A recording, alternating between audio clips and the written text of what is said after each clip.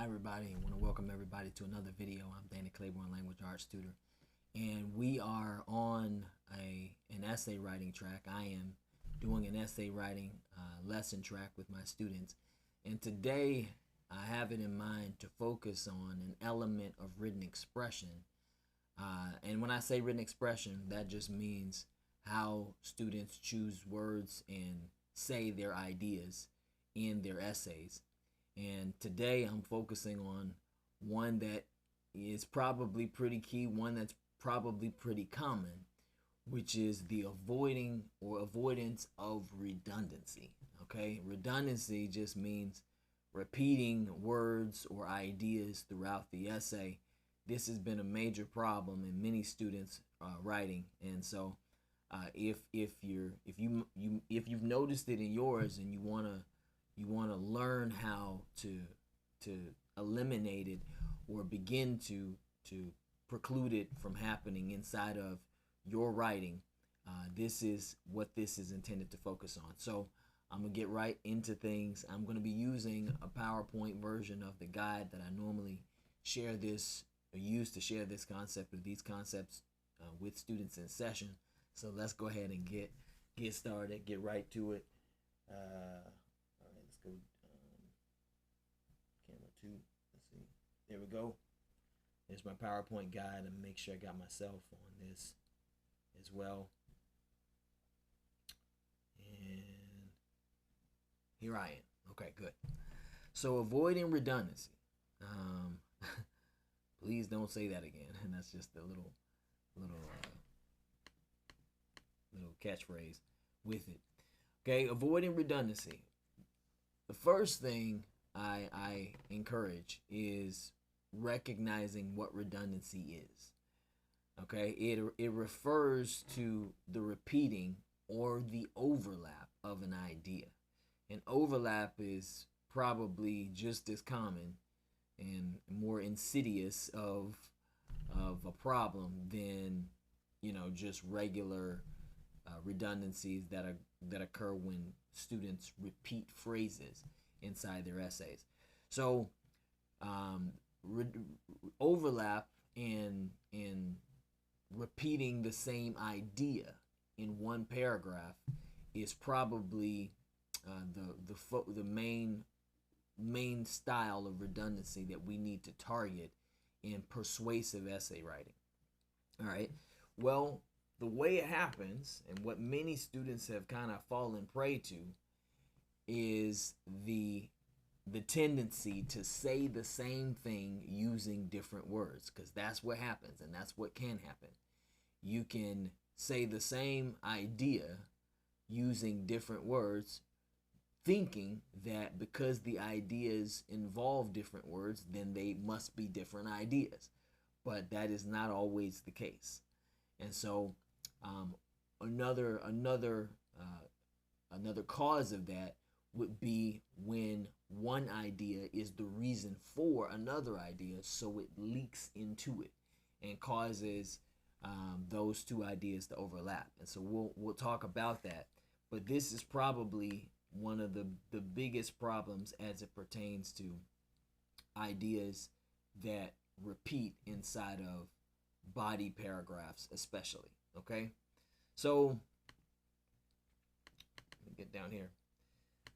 A sample prompt. I like to use a sample prompt to begin to illustrate how this can happen, and this one is another persuasive one that I use when guiding students through the process of writing persuasive essays. So it asks the question: should students be required to wear school uniforms? And the thesis has to answer that question. And it says students should not be required to wear school uniforms. So this is a sample. And what we've done is we've constructed 3 topic sentences to support the thesis, rather. Okay? So the first thing to do is an outline. Let me remind everybody of what an outline is, just to get that out in the open. An outline consists of a thesis statement and 3 topic sentences. And what topic sentences are, what the thesis statement is rather, is the main idea that the essay argues. Okay? And the topic sentences are reasons why the thesis is true.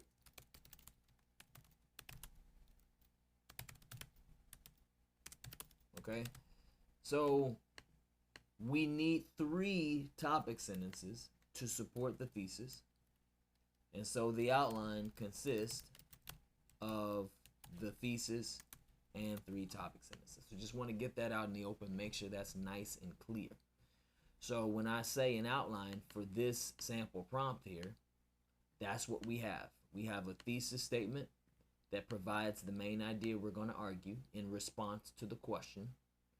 All right, should students be required to wear school uniforms? Our thesis says students should not be required to wear school uniforms. So that's the position we're taking. And then we have 3 topic sentences, which are all reasons why. Okay? Well, let's take a look at them. The first one says, the first reason why students should not be required to wear school uniforms. Well, the first one says school uniforms are boring. Okay? Many students would probably agree with that. The second one says, as a reason why, students cannot express their creativity using school uniforms. That's a reason why students should not be required to wear school uniforms. And the third topic sentence says, if students wear school uniforms, everyone will look the same. As another reason why students should not be required to wear school uniforms. So we got 3 topic sentences that all use different words to express the idea. But the problem is these ideas overlap. All 3 of them do. And so this is what has tricked and tripped up many students. When we look at these 3 sentences, or the untrained eye looks at these 3 sentences, and they think, well, they're all different. But in actuality, they all amount to the same thing.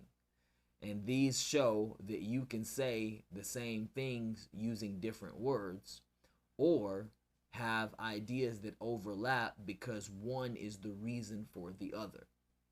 And that's what's happening in all 3 of these topic sentences. Okay, so all of these ideas are redundant and overlap even though they are phrased differently. So you got to remember, if one topic sentence is the reason for another, it's going to overlap. It's going to cause you to explain the same information in the body paragraph. Why is a topic sentence called the topic sentence? Because it's the main idea of one body paragraph. Okay? It's the main idea of one body paragraph. And so if I have topic sentences that overlap, what that's going to cause is body paragraphs that overlap. And that's redundant. I cannot do that. I got to make sure I avoid that. Okay? So these 3 ideas would cause the body paragraphs to essentially say the same thing. So let's look at that actually happening. Okay?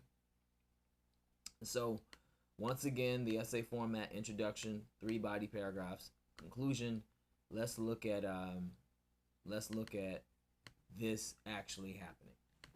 So the first topic sentence says school uniforms are boring, right? Okay? School uniforms are boring. So we explain the causes, which are the reasons why they're boring, and then the effects. So the causes say school uniforms usually involve formal dress and never change. When students are forced to wear them, they have no opportunity to express any style or show who they are. Students that are required to wear uniforms look identical to all other students, which shows no diversity at all. The colors, materials, and fitting cause all students to look exactly like other students. Okay? So that explains why they're boring. Okay? Then it says effects, which means what happens as a result. When students lose their chance to express themselves or show their style, they could lose interest or even lose the creativity they may have had. All right. So we're giving you some effect of what happens when as a result of school uniforms being bought. Okay? So this is the whole paragraph together. If I cut this and put it all together as one, it would look like this as one paragraph. Okay? And this would be the paragraph here. Right? So doesn't sound bad as a paragraph, but if I look at it in comparison to other paragraphs that have topic sentences that overlap, you're going to notice some of the same information. So here is body paragraph 2 with the second topic sentence that says, students cannot express their creativity using school uniforms. Well, this is already overlapping, right? Because if we explain the reasons why, notice what it says. Many children express themselves through their clothes. However, if wearing school uniforms, they cannot show their style because they are forced to wear the same clothing as everyone else. Okay? Students do not like being the same as other students. As they develop, they want to show their creativity. Instead, the students are forced to go to their closet each day and dress in the same clothes. So notice when we say they cannot show their style because they're forced to wear the same clothing as everyone else, that's the same thing as saying this. They have no opportunity to express any style or show who they are. Students that are required to wear uniforms look identical to all the other students, which shows no diversity at all. And so even though those use different words, they mean the same thing. And so teachers, they see straight through that. Teachers that grade and evaluate essays, a lot of times they can see straight through that kind of language. And students, they mark it, and you lose points on your grade, and kids are frustrated and can't figure out why. Or they look at it and they're just, it's just so frustrating because you thought the ideas were different, okay? But they're not. They say the same thing. And so if I said, if students wear school uniforms, everyone will look the same. Look at this third topic sentence down here at the bottom that says everyone will look the same. Well, that's the same thing as saying,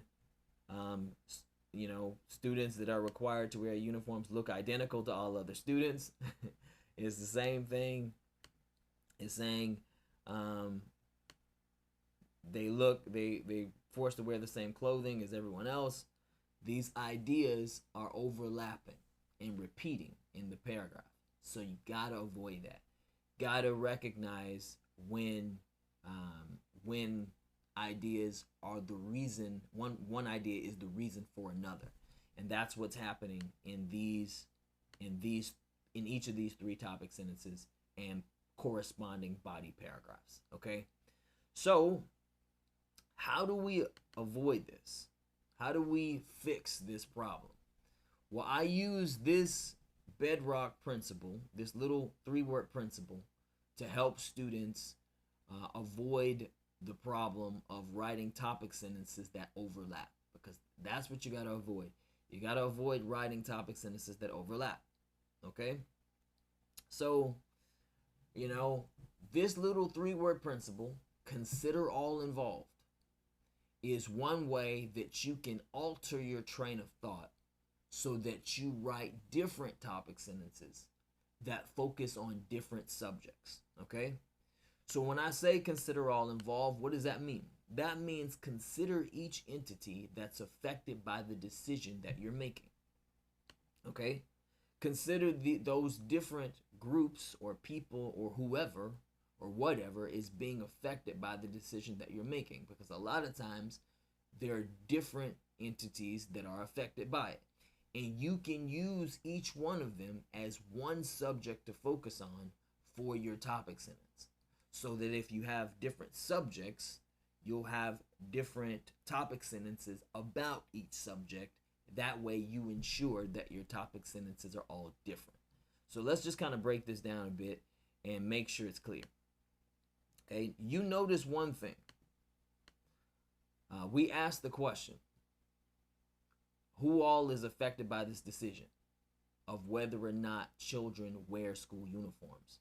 Notice how all the topic sentences, these previous three, notice how all three of these topic sentences that are highlighted in yellow, notice how they all focus on one group, the children, right? They all focus on the children. But is there anybody else that could be affected by the decision of whether or not children are required to wear school uniforms? Well, are the children the only ones affected by that? No. The parents could also be affected by that decision. So what I'm doing is, okay, I write children as one subject, potential subject, then I'll write parents as another potential subject. That way I can write some topic sentences that are about the children, and then I can write something else that's about the parents. You see? So I asked the question, since parents could be affected by this decision, how could they? How could school uniforms be a detriment to parents? Since my thesis says, let me get back to it.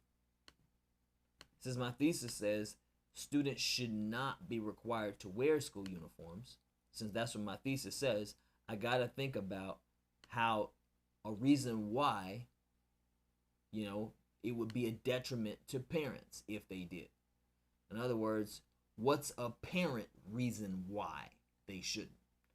Up until this point, I had come up with children reasons why they didn't. So what would be a parent reason why they shouldn't wear school uniforms?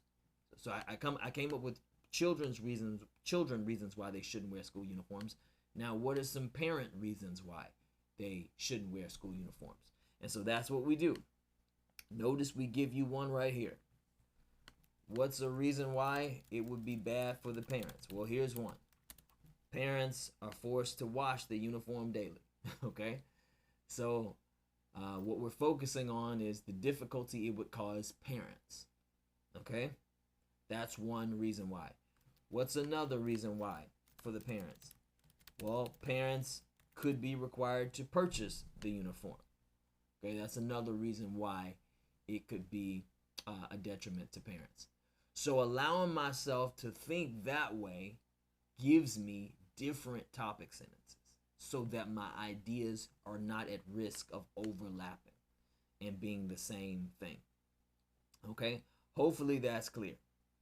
Now, that's just one principle for avoiding the overlap and redundancy in your body paragraphs. Okay, and that is, I'll say that overlap and redundancy is probably the most subtle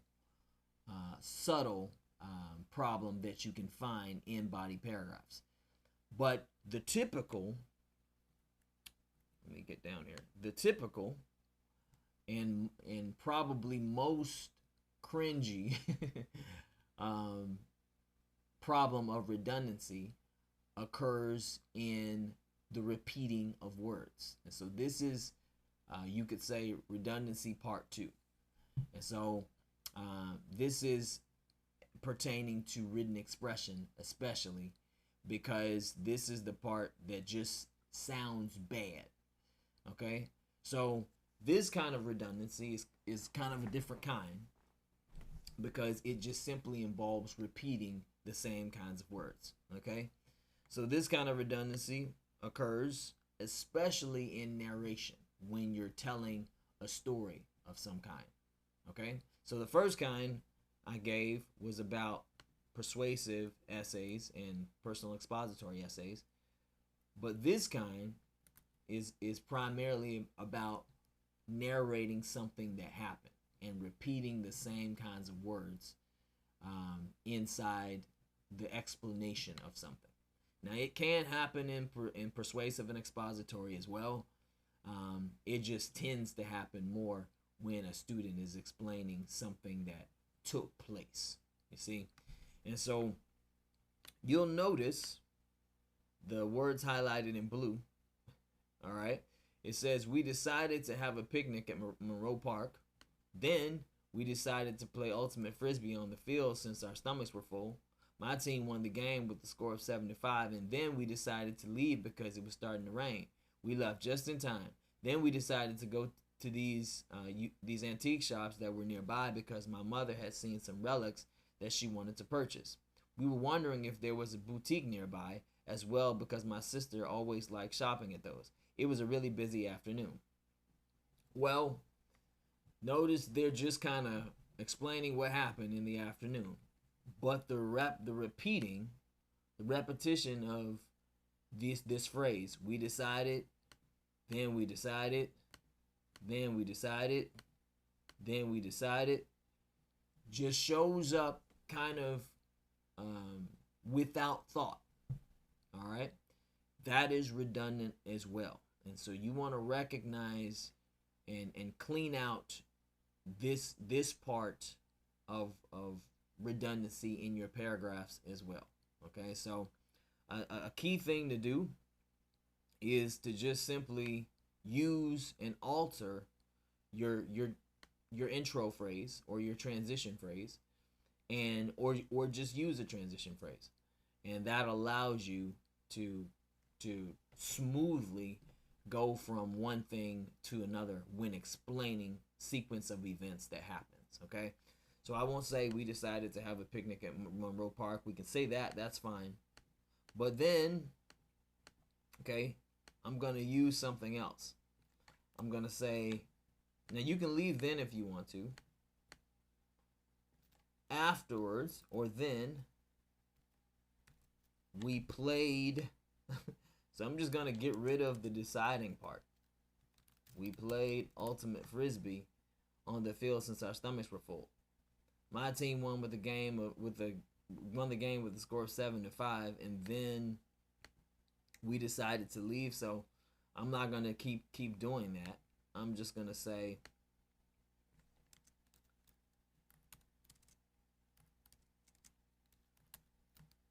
afterwards we considered it best to leave. You see, I'm just thinking of a different way to say the idea. Okay? We left just in time. Then we decided, now I could say it again if I wanted to, but I don't have to. I can just say, you know,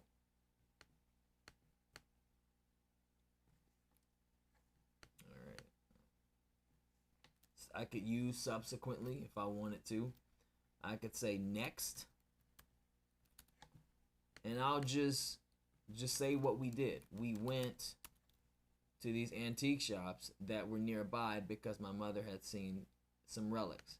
And so this causes it to just sound smooth, more smoothly without the awkward and cringy redundancy. All right. We decided to have a picnic at Monroe Park. Then we played ultimate frisbee on the field since our stomachs were full. My team won the game with the score of 7-5. Afterwards, we considered it best to leave because it was starting to rain. We left just in time. Next, we went to these antique shops that were nearby because my mother had seen some relics that she wanted to purchase. All right, we were wondering if there was a boutique nearby as well because my sister always likes shopping at those. It was a really busy afternoon. So, just a lot better, okay? And so these are the two styles of redundancy that you want to look for inside of your writing. Okay? The overlap of ideas and the repeating of different or of the same phrase, often introing the front end of the sentence. Okay? So just a couple keys. Consider all involved when writing topic sentences. Definitely a help. Consider different entities that are affected by the decision, and this is for persuasive essays. Consider different entities that are affected by the decision so that you can have different subjects to focus on when you write your topic sentences to ensure that they do not overlap, okay? Very, very key. Secondly, want to recognize when one idea is the reason for another, because that prevents overlap as well. If you have one idea that is the reason for another idea, that causes overlap in the body paragraphs. Also, And of course, you want to avoid repetitive intros and transition phrases that, just use the same words to start the front end of the sentences. That is redundant as well. Okay? So hopefully that is pretty straightforward and simple. Hopefully that was helpful. And if you do need this guide, feel free to let me know. This is something that you want to consider as a technique when you are developing your outline, and as part of proofreading when you are going through your essay and cleaning up all problems pertaining to written expression. These are key concepts to consider. I really encourage writing them as part of your scoring rubric, even if they're not naturally included. Okay. Feel free to let me know if you have any questions. I really do hope that helps. Also, if you have any comments or feedback, certainly let me know that as well. I want to thank everybody again for tuning in, and I'll see you next time.